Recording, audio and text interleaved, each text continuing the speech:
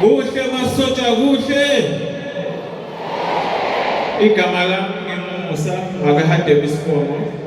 Thatha nje lethuba ukuthi ngibingelele ingonyama yamahlubi kanye noNdlovu. Ngiphinde ngibingelele isizwe, ngibingelele ubaba umprofeti uZwelezwe.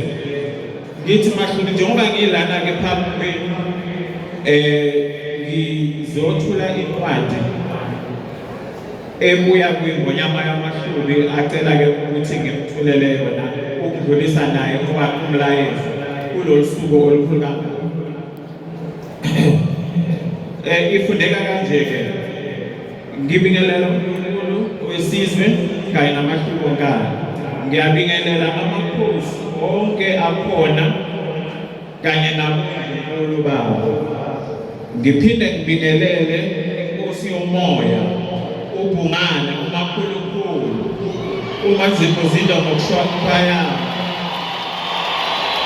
imboni yesizwe sonke.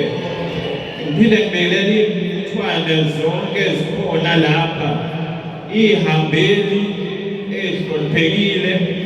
Ngibingelele amasotsha, abaholi bamabandla, all spiritual healers, abavela kuhulumeni, abaholi bezepolitiki, nobaba uZumula kanye nomphakathi wonkana waseNingizimu Afrika, all protocol observed.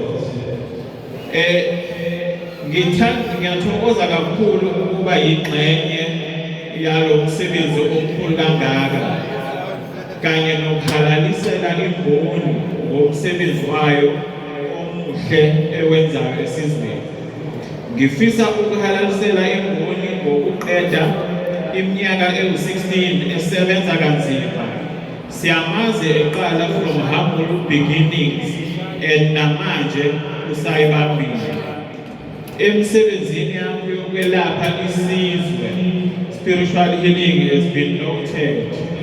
Simbonile efika mathupha esizweni samahlubi, elekelela ngazo zonke indlela nasemgubheni yamahlubi esifaka isandla.